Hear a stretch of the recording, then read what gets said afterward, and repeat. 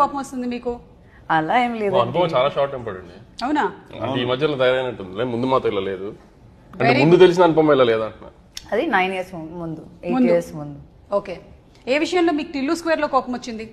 అంటే నేను ఏదో ఒక 4-5 ఫిల్మ్స్ షూట్ లో ఇలా ఉంటానండి, నాకు నిద్ర ఉండదు, ఏముండదు. Correct. Mostly time and wait చేయాల్సి వస్తుంది. అలాంటి విషయాలు ఎక్కువ కోపం వస్తుంది నాకు. టైం కొంచెం అంటే ఎవరు డిలే చేసేవాళ్ళు సెట్ లో? ఏమండి, సినిమా మొదలెట్టే ముందండి ఆఫీస్ లో అందరం కూర్చున్నామండి. అండి కూర్చుని ఆయన వీడికి ఏం చెప్పారో తెలుసా అండి? ఏమిటండి?